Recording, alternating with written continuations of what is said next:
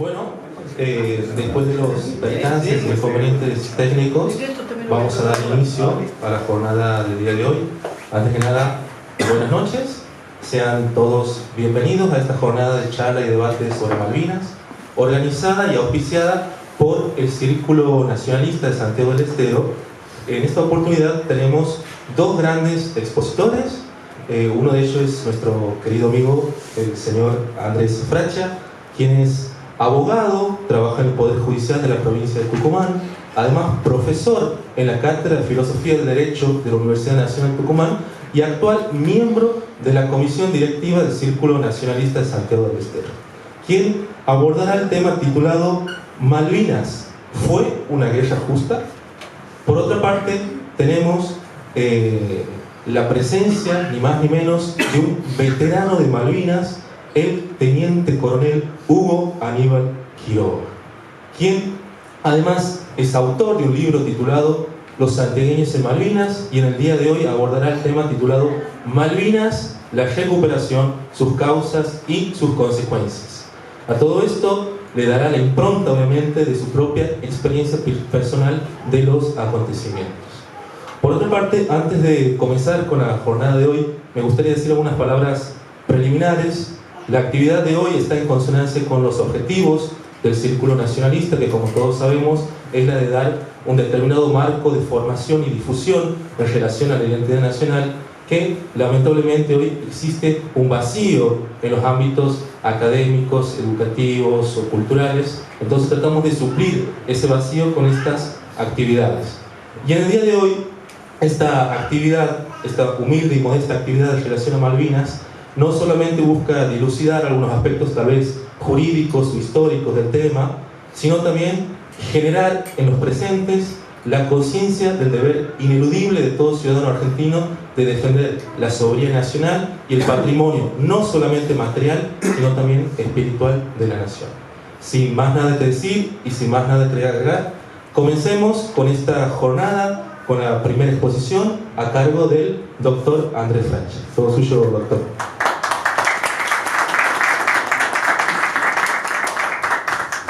Muchas gracias, profesor Jiménez. Como bien lo has dicho, el tema de la conferencia a mi cargo se intitula Malvinas, ¿fue una guerra justa? Está entre interrogante el título, porque lo que me propongo con estos pequeños minutos en los que me han concedido es formular una serie de consideraciones especulativas que intentan, por una parte, complementar la exposición que nos va a brindar el teniente coronel Quiroga, para suscitar un poco el amor a la patria que nos llama a nosotros a contribuir en la causa Malvinas. Espero que, aunque sea en alguno de los presentes, pueda cumplirse este pequeño objetivo para darnos nosotros por satisfechos. Y el tema de la guerra justa, hay muchos autores que se han planteado la discusión acerca de cuáles son las condiciones a través de las cuales podemos nosotros considerar la guerra, dentro de los acontecimientos que supone una guerra, como lícita o justa, pero nos vamos a circunscribir específicamente a hacer un análisis del pensamiento de Santo Tomás de Aquino, que es un gran pensador, santo doctor de la Iglesia Católica, que en la cuestión 40, en su artículo primero de la segunda de la Suma Teológica, se plantea específicamente esta cuestión. Y a partir de ella vamos a elaborar una teoría aplicable al caso Malvinas para que podamos concluir si lo que hemos vivido en 1982 en la República Argentina fue o no una guerra justa. Dicho esto, podemos empezar diciendo que, según el orden metodológico en el cual Santo Tomás aborda la cuestión de la guerra justa, nos brinda ciertas premisas a partir de las cuales nosotros podemos empezar a formular estas consideraciones. Santo Tomás aborda la cuestión de la guerra justa en el famoso llamado Tratado de la Caridad, porque es a partir de las virtudes teologales, la fe, la esperanza y, por último, la caridad, donde incrusta la cuestión de la licitud de la guerra. Particularmente la concibe Santo Tomás a la guerra como un vicio opuesto a la virtud de la caridad, y específicamente como un vicio opuesto a la paz, porque la paz es, en el pensamiento de Santo Tomás de Aquino, un fruto de la caridad. Ahora bien, este aparente primer rechazo que Santo Tomás formula a la cuestión de la guerra, hay que decir que no es absoluto. Vale lo mismo que decir que la guerra no siempre es considerada una cuestión pecaminosa, y eso es lo que nos interesa a nosotros tratar. ¿Cuáles son aquellas circunstancias en las cuales nosotros podemos hablar lícitamente de una guerra? Y en la cuestión 40, artículo primero, que es la que vamos a abordar, Santo Tomás nos brinda la respuesta. Existen 3 condiciones que nos permiten nosotros considerar una guerra como justa. ¿Cuáles son las 3 condiciones que nos propone Santo Tomás de Aquino? Bueno, la legitimidad de la autoridad del príncipe bajo cuyo mandato se formula la guerra, es la primera condición. La segunda condición es la existencia de una causa justa que nos convoque a la guerra. Y la tercera condición es la rectitud de la intención en los contendientes. Es decir, Santo Tomás nos dice que para que una guerra no sea ese pecado, ese vicio opuesto a la virtud de la caridad, tiene que rendir estas 3 condiciones indispensables, como si se tratase de un requisito sine qua non, para que podamos hablar de una guerra que la consideremos justa en sus motivos, en sus causas y en sus finalidades. Ahora bien, ¿cómo explica Santo Tomás la cuestión de la autoridad del príncipe bajo cuyo mandato se formula la guerra? Es la primera condición. Si bien hace referencia a la palabra príncipe, no tenemos que olvidarnos que hace uso de un lenguaje propio de la Edad Media. En la Edad Moderna equivaldría a lo mismo que decir la soberanía del Estado en la cual reposa la facultad de declarar una guerra. Es lo mismo. Aquí a nosotros no nos interesa hablar tanto de la legitimidad de origen de una autoridad gubernamental, sino tanto de la legitimidad de ejercicio, que es donde tiene puestos sus ojos el derecho natural para que podamos considerar a un gobierno como legítimo o ilegítimo. ¿Y cuál es la cuestión neurálgica en la determinación de la legitimidad de ejercicio de un gobierno? Es precisamente la finalidad de bien común que debe tener ese propósito de ejercicio de la autoridad. Vale decir que la finalidad según la cual se realiza el ejercicio de la soberanía de un gobierno, de un Estado, es lo determinante para la consideración de un gobierno como legítimo o ilegítimo. Ese es el primer punto que nosotros tenemos que tener en cuenta. Y el segundo punto al que hace referencia Santo Tomás con esta cuestión es que siempre la decisión de arribar o de ir a una guerra tiene que ser tomada siempre por aquel que ejerce una autoridad, no por una persona particular, no por una persona determinada, ni siquiera por un grupo de personas, por cuanto esto puede llegar a ser también un elemento subversivo que contribuya a la alteración del orden establecido en una sociedad concreta. Vale decir, una comunidad jurídicamente organizada con el ejercicio de su soberanía a través de las autoridades constituidas es quien tiene la potestad de decidir si tal o cual Estado, tal o cual nación, tal o cual patria puede o debe tomar la decisión de ir a una guerra, ¿no? Este elemento objetivo, podemos decir así, va complementado con algunos elementos accidentales que también contribuyen a la conformación de este requisito. Por ejemplo, elementos prudenciales, ¿no? En ese caso, algunos autores, comentaristas sobre todo de Santo Tomás de Aquino a partir de la Escuela Española del Derecho Natural, por ejemplo Francisco de Vitoria, nos proponen algunos elementos secundarios, como nos hablan de las posibilidades ciertas de éxito del emprendimiento de una guerra. Esa es una teoría que ha sido elaborada por muchos siglos, no está expresamente reconocida en el pensamiento de Santo Tomás de Aquino, pero que si nos vamos inclusive a ahondar en el magisterio de la Iglesia, en algunos documentos, lo podemos llegar a encontrar. Por ejemplo, inclusive hasta en el Catecismo de la Iglesia de 1992. Pero este requisito, al ser accidental, secundario, es fuertemente criticado por algunos autores. Pensemos nosotros que hubiese sido el destino de algunos emprendimientos bélicos, por llamarlo de alguna manera, que se hubiesen desistido en caso de no considerar como probable o como serias probabilidades de éxito. En nuestra historia reciente, además de Malvinas, podemos mencionar Caseros, podemos mencionar la reconquista de Buenos Aires, en fin, hay muchos ejemplos. Por eso a esta cuestión de las condiciones serias de éxito la vamos a dejar de lado. La segunda condición que nos plantea el pensamiento de Santo Tomás de Aquino es un poco más espinosa y en lo personal creo que es la principal o la sustancial de la cuestión. Para que haya guerra justa, nos dice Santo Tomás, tiene que haber causa justa. Ahora bien, el problema pasa por determinar cuál es una causa justa. Y lamentablemente, si nosotros leemos este artículo de la Suma Teológica, Santo Tomás no nos da muchas explicaciones. ¿Por qué? Porque Santo Tomás explica que por causa justa se entiende que el agresor, mejor dicho, que el agredido sea precisamente agredido por alguna causa justa. Es decir, explica en su definición lo definido con las palabras mismas de la definición.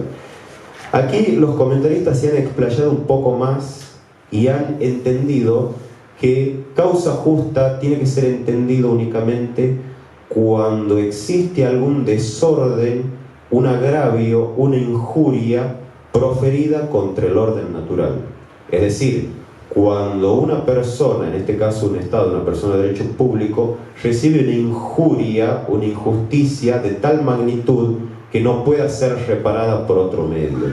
En este punto, lo que interesa destacar es que el delito en cuestión, considerado como causa justa, tiene que reunir las condiciones o las características de ser gravísimo, consciente, deliberado y permanente. Es lo mismo que decir que no cualquier hecho, no cualquier circunstancia puede ser considerado como una injuria grave que habilite el tema de ser una causa justa para habilitar una guerra, sino que tiene que tratarse de una afectación a los intereses vitales de la nación, un ataque artero a los elementos constitutivos de la patria. Además, gravísimo, tiene que ser deliberado y consciente por quien lo hace. Por ejemplo, en la cuestión Malvinas, si nosotros nos ponemos a pensar que durante más de 150 años, desde la usurpación de 1833 hasta la recuperación de 1982, entre la República Argentina y el gobierno de Gran Bretaña y del Reino Unido de Gran Bretaña e Irlanda del Norte, existieron una serie de negociaciones tendientes a la restauración de la soberanía argentina sobre Malvinas, pero todas ellas terminaron siempre siendo infructuosas. En ese sentido, el hecho de la invasión británica a las Malvinas en 1833, nosotros no podemos tener lugar a dudas de considerarla como una actitud consciente y deliberada por parte del invasor, ya que no fue un caso fortuito, no fue un hecho de fuerza mayor, sino que en todo momento estuvo la pretensión de Gran Bretaña de apoderarse de la soberanía sobre las islas y de todos los territorios circundantes. Existen antecedentes en la historia que se remontan no a 1833, sino inclusive mediados del siglo XVIII, que demuestran como antecedentes que el gobierno británico siempre tuvo la intención de apoderarse de las islas. En honor a la brevedad, por cuestiones de tiempo, no vamos a hacer un análisis de todos los antecedentes, pero si nosotros tenemos presente que la primera invasión de Gran Bretaña a las Islas Malvinas se remonta a 1764, y la segunda a 1833 y que se mantiene en el tiempo hasta el día de hoy, no podemos sino concluir que la posesión británica en las islas constituye un delito gravísimo porque es un despojo a la soberanía territorial de las Islas Malvinas, consciente y deliberado por parte del gobierno del Reino Unido, de Gran Bretaña e Irlanda del Norte, y mantenido en el tiempo por cuanto desde 1833 hasta el día de la fecha, con el pequeño interregno de los meses de abril a junio de 1982, se ha mantenido ininterrumpidamente en el tiempo.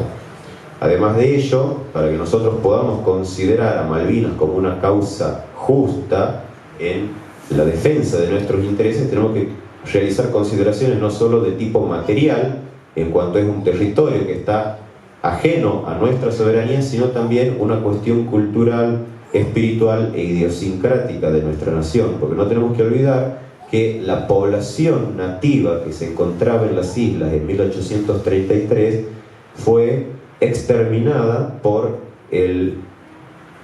la expedición británica que tenía como objetivo fundar una colonia británica en las islas. Lo que hicieron los británicos al llegar al territorio insular fue desalojar a los habitantes nativos, exterminar a los que no querían irse e implantar colonos específicamente traídos desde Gran Bretaña a las islas con ese objetivo.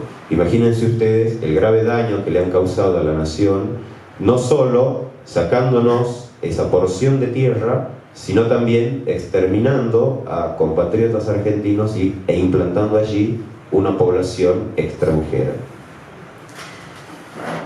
Además de ello, hay que tener en cuenta la ineficacia de los medios pacíficos por los cuales Argentina en estos más de 150 años hubo de haber intentado la recuperación del territorio sobre las islas.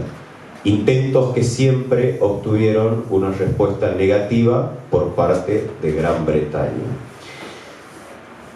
Luego, con respecto a la tercera y última consideración que plantea Santo Tomás con respecto a la guerra justa, nos plantea la recta intención de los contendientes. Este elemento de tipo subjetivo, si se quiere, no hace referencia tanto a la finalidad objetiva de la guerra, que es materia moral, sino a la intención con la cual se realiza la misma, que es una forma moral.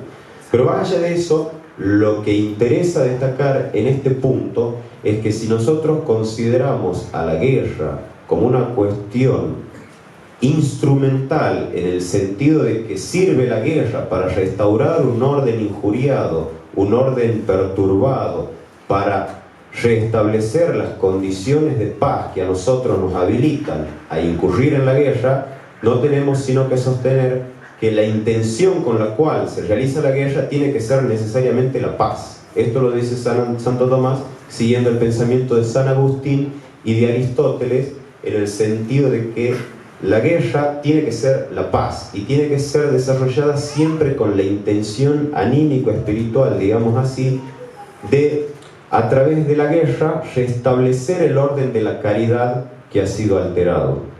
Recuerden que, como dijimos al principio, la guerra es un vicio opuesto a la paz, pero sin embargo la guerra resulta en muchas ocasiones imprescindible para restablecer ese orden de la caridad que ha sido vulnerado a través de una injuria o de una injusticia que, como hemos visto hace un instante, tiene que reunir esas condiciones de grave, consciente, deliberada y permanente.